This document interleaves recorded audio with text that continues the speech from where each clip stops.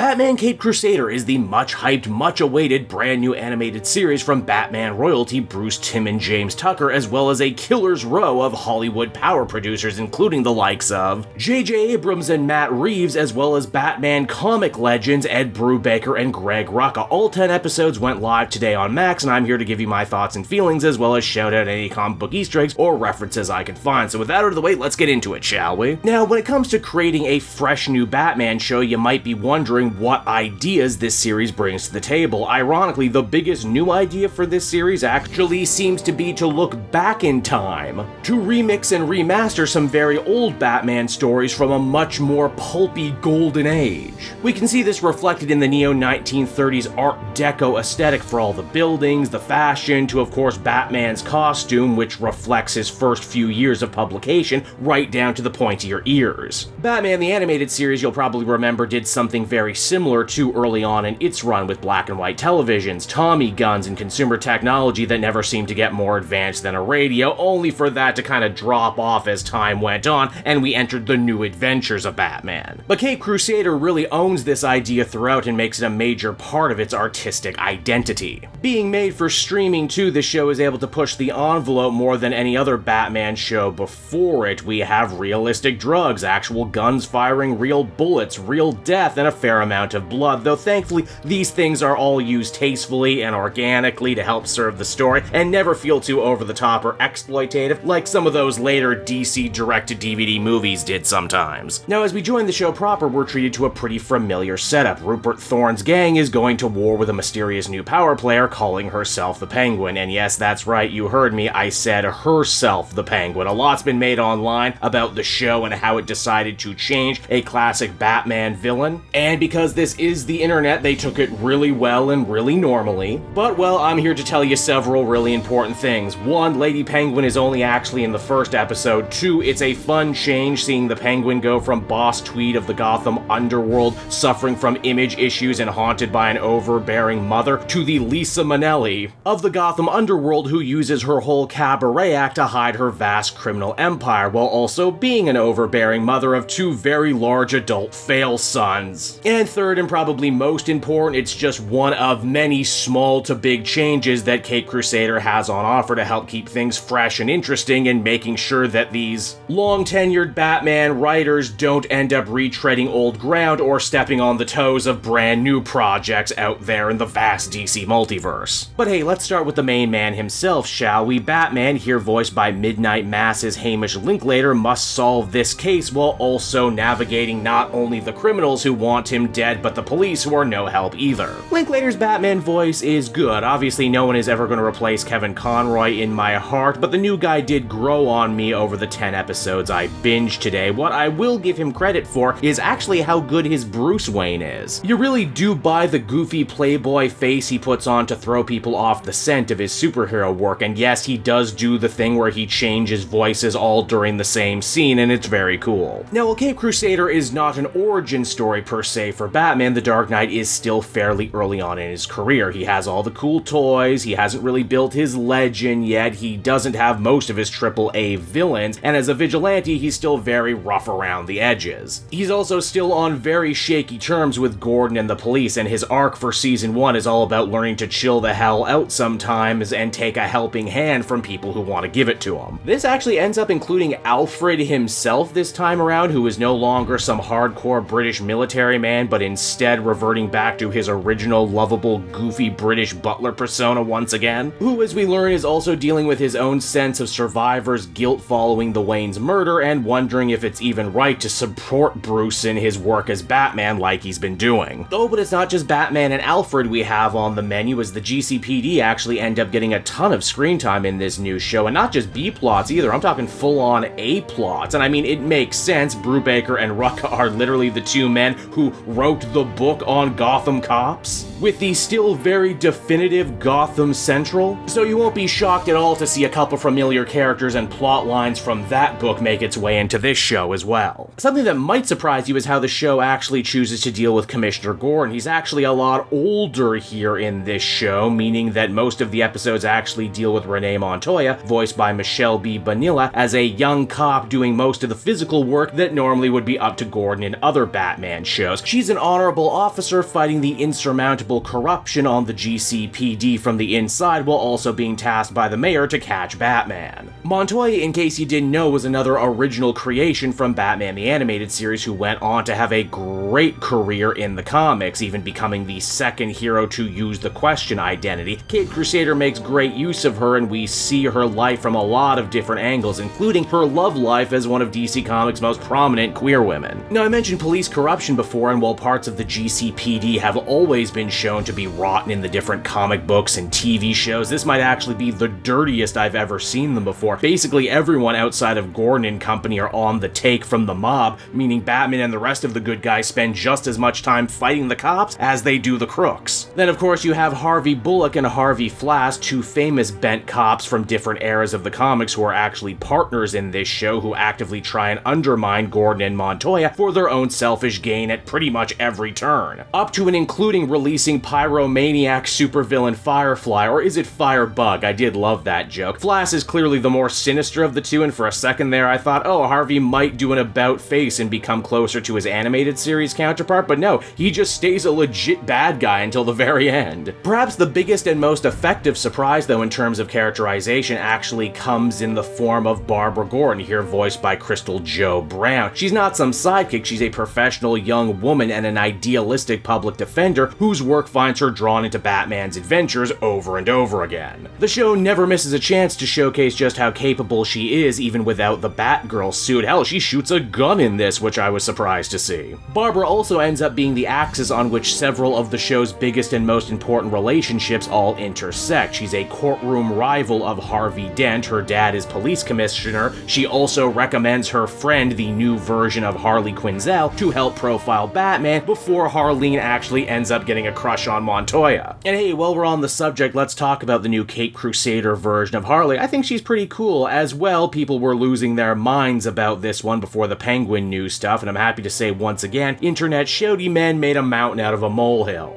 Believe it or not, Harley Quinn doesn't actually get big overhauls like this all that often, and I suppose it makes sense if anyone was going to do it, it's Bruce Timm, as he's one of the character's co-creators. And because there's already a much more traditional, much more Dini-esque version of Harley Quinn on television right now, why not do something different? When we meet Harley, she's actually Bruce's court-appointed therapist who can tell he's keeping a dark secret, but she just doesn't know how to get it out of him. The new gimmick is she's actually sweet and bubbly when out of the costume, but dark and sinister while in it. Her motives also get a major overhaul too. Now she's more of an anti-villain right out of the gate, fully divorced from the Joker, who targets her rich, high society patients in hopes of forcing them to mend their wicked ways or else. Another thing I really wasn't expecting going into this new show is that despite being made for the streaming era of television, Caped Crusader actually ends up feeling a lot more episodic and standalone. Oh sure, there are plenty of little threads that tie all the episodes together, mainly the looming gang war with Rupert Thorne, the Harley Quinn stuff I mentioned before, and plenty with Harvey Dent, here voiced by former Batman Diedrich Bader. Once again, as he so often does, trying to run for mayor while having his own morality compromised. Bader is real good in this role too. We all know he's funny, but here he gets to flex his drama muscles in a way I don't think a lot of people have seen before. To the show's credit, they do find a cool new angle for Two-Face, mainly that the scarred side of his face is actually supposed to represent his more sympathetic and sad side, while his normal face is actually the douchebaggy evil one. More than anything, I think Caped Crusader's #1 weapon when it comes to making a superhero show is just the insane amount of variety it brings to the table. Again, the brain trust here behind this show have been writing Batman in one form or another for a very, very long time between them, and I think they all understand one of the best, most endearing things about The Dark Knight is that he can really do just about anything, and that he never has to be just one thing. This means we can get ultra serious neo-noir episodes with Batman fighting the mob, or a slasher-themed episode set against old Hollywood with Clayface, more playful cops and robber stories featuring Catwoman and all the ways that her and Batman are actually very similar, or even big, massive tonal shifts wherein Batman battles Gentleman Ghost, who is indeed a real ghost, which means Batman needs to look up a real magician in the form of Papa Midnight as to find a way to properly exorcise this spirit. And yet it all just works together and it all just feels like Batman from top to bottom.